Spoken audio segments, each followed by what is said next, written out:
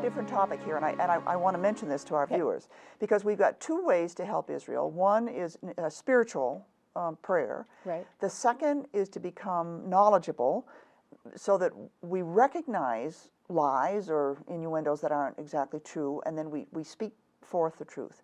Now, the third way that we're about to enter here is that we need to know the history of Israel, right? Absolutely, absolutely.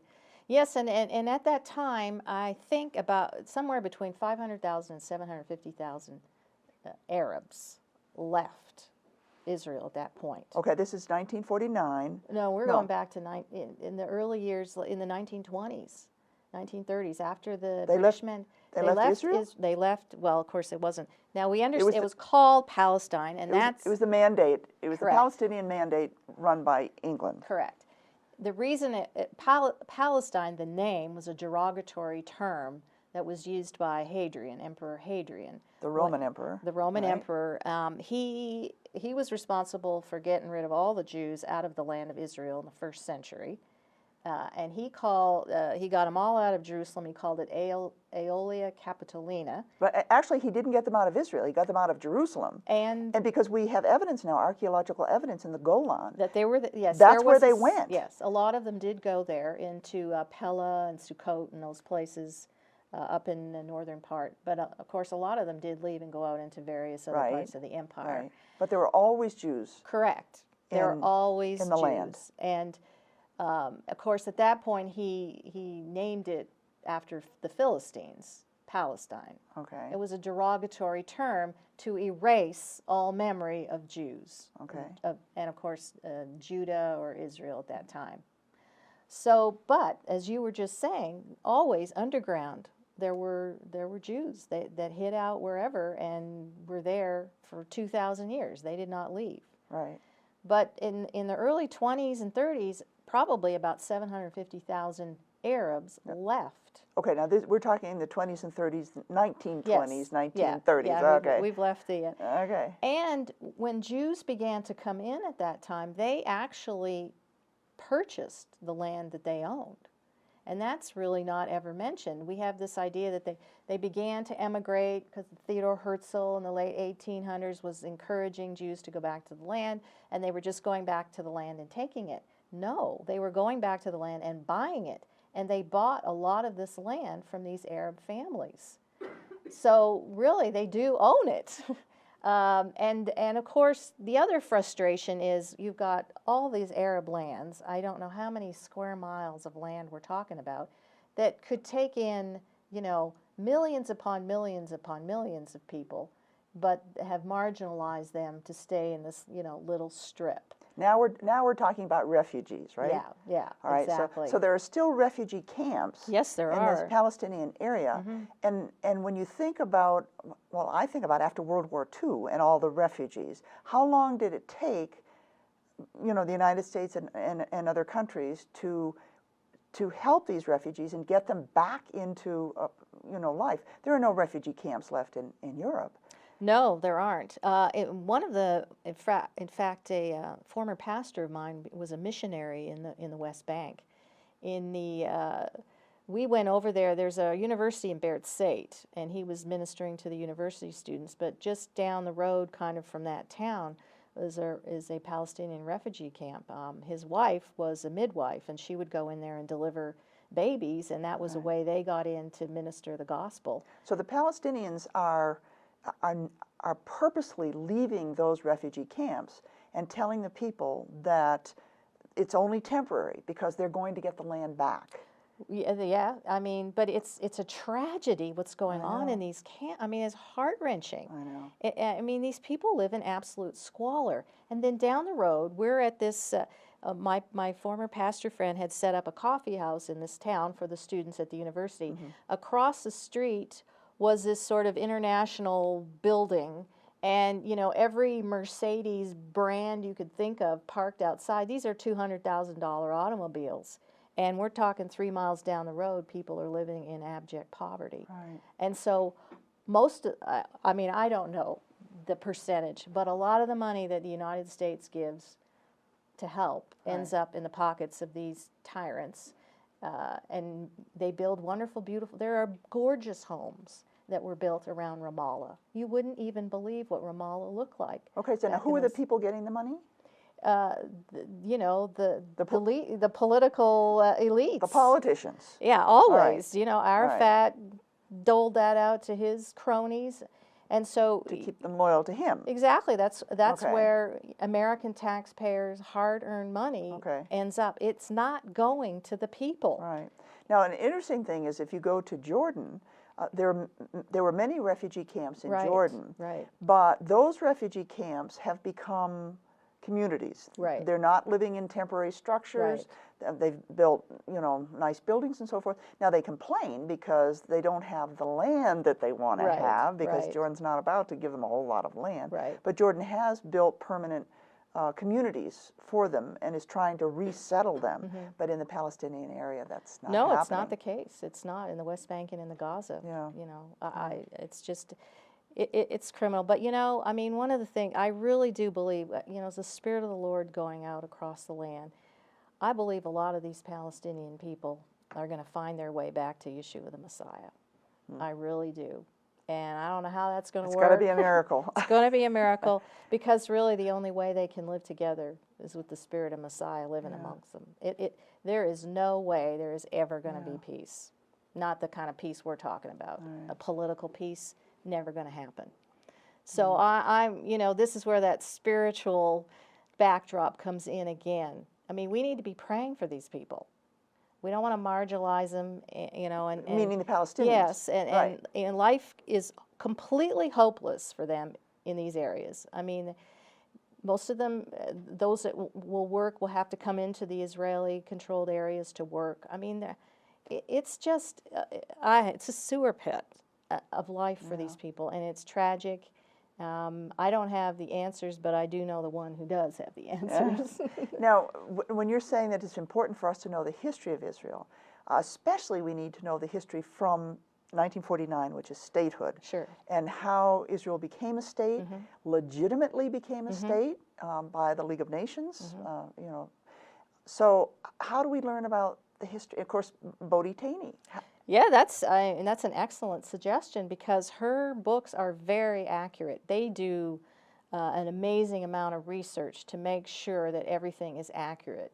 The description of the various leaders. I mean, she goes into great detail about Ben Gurion and his decisions and his cabinet as the state is being founded. So that's a fun way to learn history. Yeah. You know, Well, it's nothing like taking a Got to make it fun. good History book can be and- dry. yeah, and you know, because you're moving with these characters, but that's, I mean, to me, that's a fun way to learn the history. So that those who aren't, you know, going to pull out history books.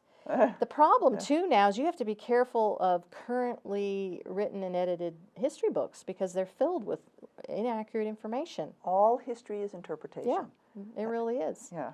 So, and it's same with what I find too, even reading some of these writers like Edersheim or Clay Trumbull, who wrote in the 1800s, often are much more accurate in their understanding of temple things, et cetera, than some of the stuff I read today. It's kind of interesting. Yeah. So sometimes we have to go back and looking at history books that are older than, you know, present contemporary books as well. Let's spell Bodhi's last name so people can look up the books. Okay, Thoene. Thoene. Bodhi Taney. Taney, Yeah, we say. yeah. All right, and the if they're just starting, it was the Zion, Zion Chronicles was the first series she wrote. and that's about what period of time in Israel? 1947 to about 1950, somewhere in there. Okay, Yeah. so 1949 was the statehood, the League of Nations, you know, creating the state, and Well, so it starts. 48 was the official. May 14th, 48 was. That's when the League of yeah. Nations declared it, Yeah. and then 49 it became the Yeah, state. of course they went to war immediately after that with the Arabs. You see, yeah. I mean, the Arabs could have their own state. I know. They were given a state in 1948, Yeah. you know, and here we are. They refuse Yeah. to. One wonders what would have happened if they would just have accepted it and just I know. grown in their own state. But, Yeah. you know. And of course, the biggest problem is that the Palestinian, I don't know whether it's their constitution or declaration or whatever, declares that the Jews are to Right. do not belong, that land belongs to the Palestinians. And so, I mean, their cry is every Jew into the sea. You know? Exactly. Yeah, I don't, how do you deal with that? Yeah, and yet the American way is, I mean, democracy is to compromise. Right. And to try to bring sides together, and we believe in peace. And so As I said, it's only the Prince of Peace that's going to okay, really. that's very hard for us to It is. accept that peace is not possible. Yeah. Now, we've had a question, is there a particular website where we can learn about the history of Israel?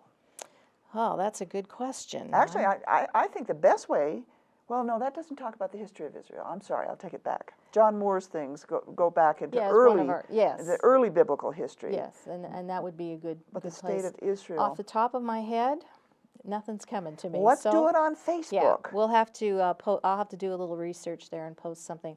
I'm just not thinking of a website Right. that I can say clearly Yeah. is accurate and it's a good place to go. Well, I wonder whether Bible Interact should think about, because we now have educational programs. Right.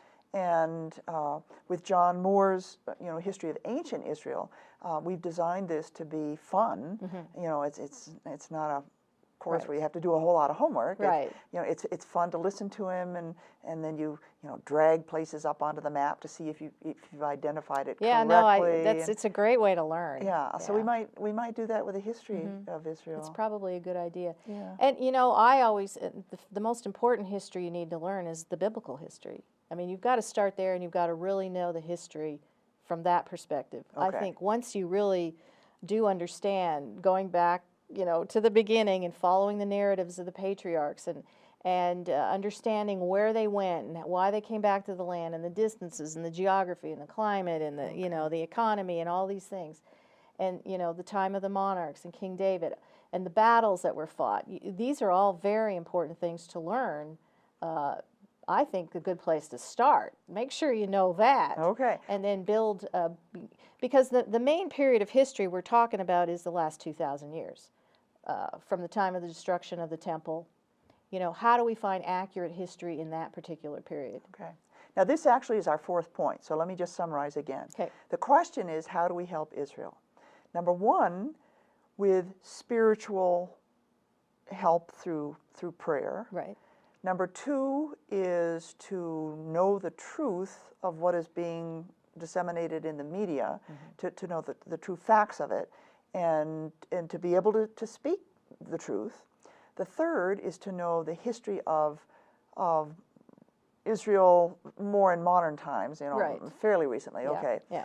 But the fourth now is to know the biblical history Exactly. of Israel. And I think, very frankly, one of the best ways to do that is John Moore. Okay. And we have a course up on the Bible Interact website. So you just just remember www.bibleinteract.com. That's the website. And you just go to that website and let's see. Oh, you click on continuing education. Okay. And then it will take you up to, we call it Scenes of Israel from Exile to the Messiah. Oh, okay. So that's the period of time from when they were taken into exile in Babylon Right. and the return, Yeah. and all the way up from there up until the Roman Empire Okay. when Messiah came. That's a very important period in the development of, quote, I'll say Judaism, for lack of a better. Because there's nothing in the Bible about it, we tend to just ignore it. But this is, of course, it's a time they've been dispersed. They're in Babylon, but a time of great academies of learning, where the faith, Judaism, as we know, is really, really developing under the the rabbinic system. The development of Ezra and the men of the Great Assembly is starting there. We've got Ezekiel and the prayer liturgy, because it becomes the replacement for the temple. And then, as they go back to the land, all the different rulers, the periods of the Maccabees, and I mean, just exploding with history, but we really don't know much about it. We couldn't possibly name half the kings of Judah at that particular time, or what was going on, or what the relationship between Israel and the Greeks and the Romans. This is a very, very important period to really get our history down, I think. Yeah. So, kudos to John Moore for helping us get a better sense of it. I think there is really a lack of knowledge in this area. One of the reasons I think is because people say, well, it's just biblical. And what's in the Bible, I mean, this is in the secular word, what's in the Bible isn't true. So you can't speak authoritatively about the history that's in the Bible because they tell you it's not true. And yet John Moore goes in and says, let me give you we have Exactly. evidence. Archaeology, my goodness. Right. And there's written documents and written evidence. I mean, one of the exciting things is that at Tel Dan, they found written evidence that King David was a real person. Exactly. I mean, we take it for granted, and yet the world didn't. And now we have evidence. The archaeology simply proves that everything in the Bible is true. Now, when there's contradictions, they can be, they're worked out. Yeah. It's so it's important. I think people really, they just need to know the history. When somebody throws something out that's just inaccurate, they can counter it with, well, everybody should know when the temple was destroyed and what happened in that particular period, and the time of King Nebuchadnezzar from Babylon coming and taking, the best and the brightest back to the land, and what went, that, like I said, is one of the most important periods of growth of Judaism, is that time in Babylon. And of course, not everybody came back, did they? Many were just totally happy to stay there because life was good. And so here's this growing force, in this place in Babylon, and we just we center in on Israel, where there's the few helpless, hapless that that have come back, and yet at the time of the birth of Yeshua, who are coming, I believe that this idea of these sorcerer types coming from Babylon to following the star, I believe they were sages from the great academies of learning in Babylon that understood the time of Yeshua's birth, and they were following the star. And those Jews who remained in Babylon continued to live there, and their family and lineage and so forth, so that when Israel became a state, the countries were then Iraq and Iran. Correct. And who expelled the Jews. Correct. Refused to have them. And of course, they flooded into the state of Israel. When I was studying Hebrew in Israel, one woman that I got to know quite well, her family came from actually the southern part of Russia, just on the border with, I think, Iran. Okay. And the stories that she told me about her family and what was happening there, we'll have to leave that for another session. Okay. Let me just do one thing before we end. We have had a very interesting suggestion. Okay. Whether we can do it or not, I don't know. And that is that Bible Interact would be a good source for truthful news about Israel, because we do have a reputation for approaching Scripture not from a denomination or a doctrine, but and so we might apply that to the concept of what's happening in Israel today. And yet, in order to do it, it would take a volunteer. We just don't have the funds to do something. Yeah. So maybe that's something we can put into our prayers to. Absolutely. To think No, about I mean, that. and I'm one of these. I'm ashamed to admit, sort of a news junkie person. I just, I tend to. So I would probably really enjoy that. I'm just not sure how I would find time to do it. Okay. Well, before we end, let's just summarize that there are 4 ways to help Israel: spiritual prayers, truth about the media, to know the history of Israel, and to know the biblical history of Israel. Absolutely. And also to go to the Bible Interact website, which is www.bibleinteract.com, and there you can find the link to the conference. Right. So now, unfortunately, the conference is only for women. But so husbands, I'm very sorry. Next time. Okay, next time. Yeah.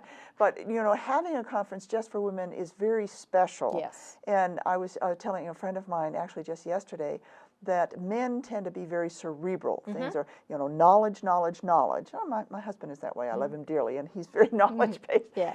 Women tend to be very spiritual. I mean, we really do have quite a spiritual we're like component in us. spiritual sponges. Right. We just, But absorb all that. what happens in that conference is the two come together. Yeah. So there's a lot of knowledge, but there's also a lot of spiritual activity. Absolutely. And so we do encourage people to It's going to be join a great us at that time. conference. And thank you very much for joining us for this conversation. and perhaps we'll have another chance I to. think I think we only touched the surface of what we Okay. had to say. So Well, thank you very much, Okay. Deanna, for all you've my done. pleasure.